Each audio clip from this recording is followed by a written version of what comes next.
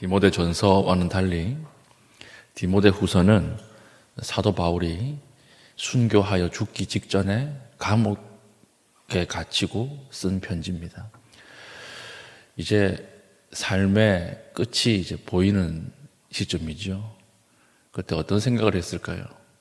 그때 하나님이 이러려고 나를 그렇게 고생을 하게 하셨나?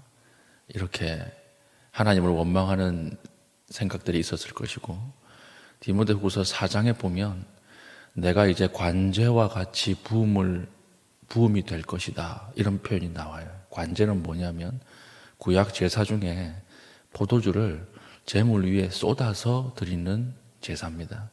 이것은 사도 바울의 자신의 참수형으로 죽을 것을 이미 인지하고 있었던 것 같아요.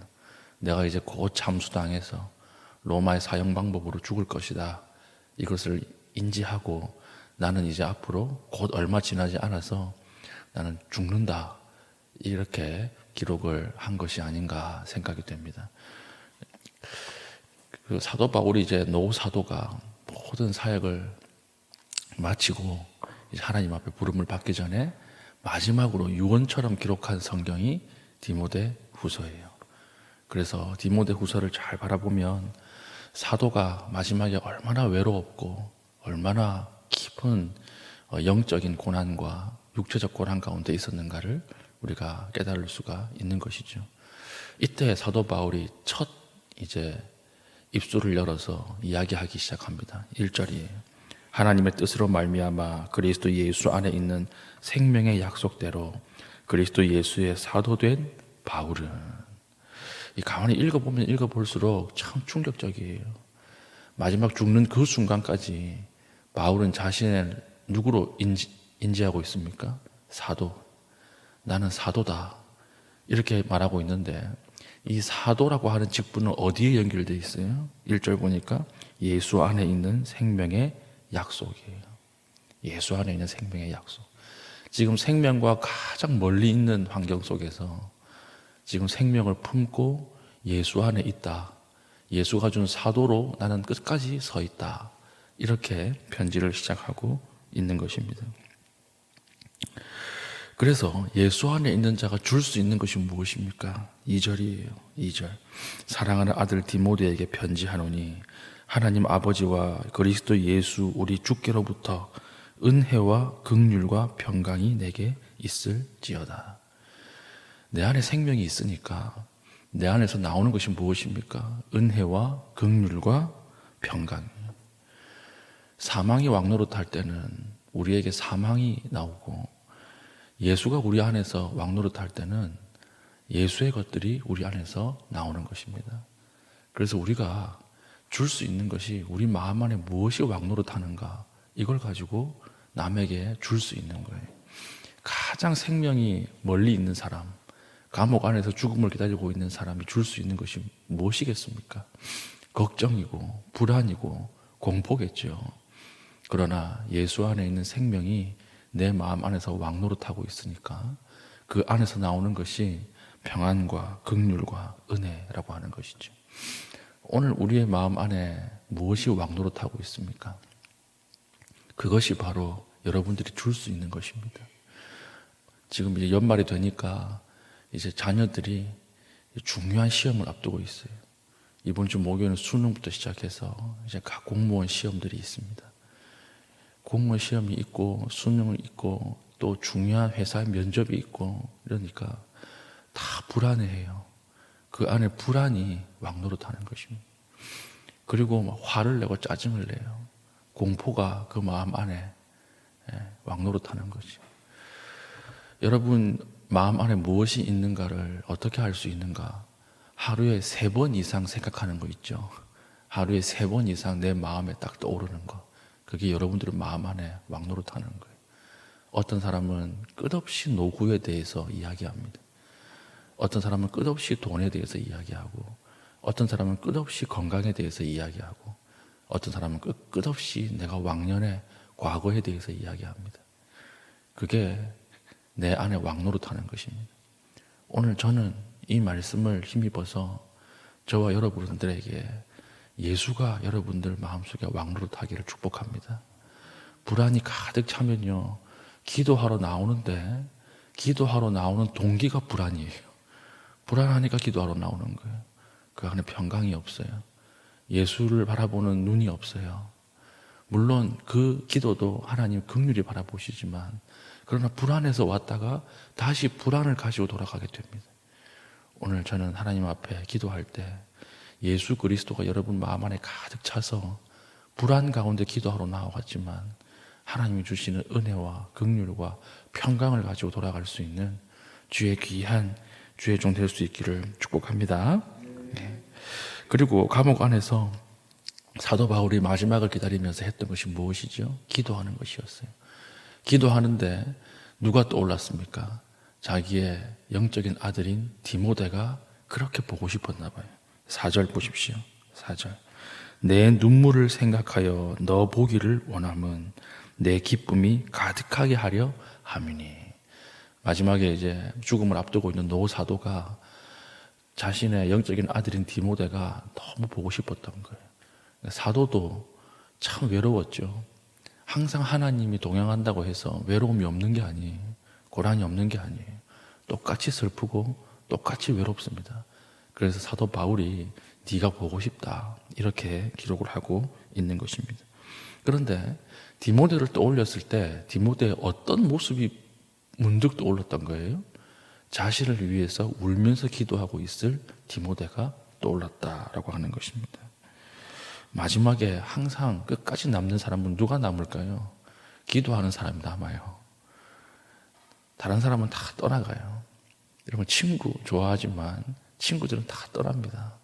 마지막에 내 곁에 끝까지 남아있는 사람은 누굴까요? 기도하는 사람이 끝까지 남아있는 거예요. 그래서 하나님이 어떤 한 사람을 깊이 위로하실 때 누구를 붙여주시느냐? 돈을 붙여주시는 경우도 있지만 대부분 기도하는 사람을 붙여주십니다. 그러면 기도하는 사람의 기도가 응답되는 방식으로 하나님이 우리를 이끌어 가시는 거예요.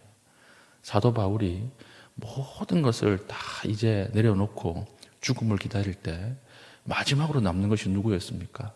사람이었고 그 사람 중에 기도하는 사람이었어요. 저는 여러분이 고난 가운데 있고 여러분들이 고통 가운데 있을 때 주변에 기도하는 동역자들이 많아지기를 축복합니다.